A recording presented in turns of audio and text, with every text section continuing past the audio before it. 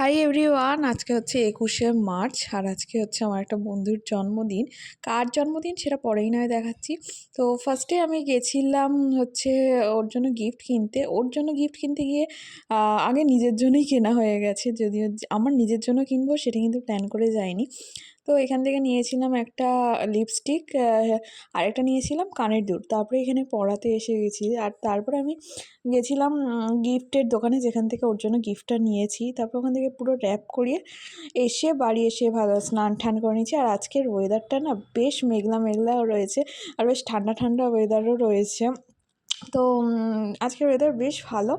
তো এই যে এখানে আমি আমার জন্য এই কানেরটা নিয়েছি, কিন্তু এই কানেরটা ওপর দিয়ে দেখে মনে হচ্ছে যে ভালো, কিন্তু এই কানেরটা যখন আমি পরতে গেছি বিকেলবেলা তখন কিন্তু এটা ভাঙা বেরিয়েছে। তো আজকে লাঞ্চে ছিল হচ্ছে, যেহেতু শনিবার সেই জন্য নিরামিষ খাই আমরা। তো ছিল হচ্ছে ডাল, বেগুন ভাজা, আলু ভাজা আর আলু ফুলকপি পনিরের তরকারি।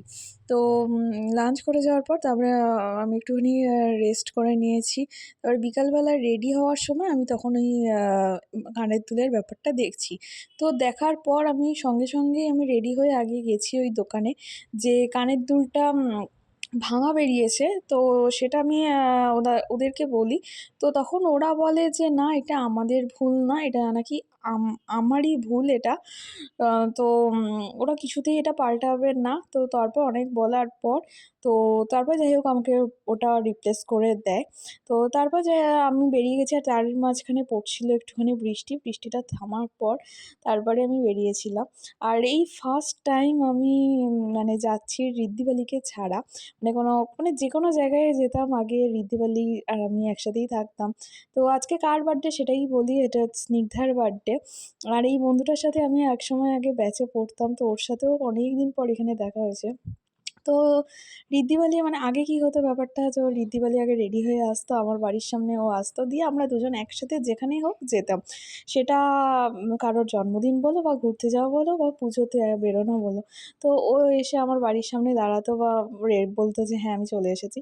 তো এই জিনিসগুলো এখন খুব মিস করছি, মানে কালকে খুব বেশি মিস করেছি এই জিনিসগুলো, কারণ ওর বিয়ের পর প্রথম আমি এরকম একা গেছি।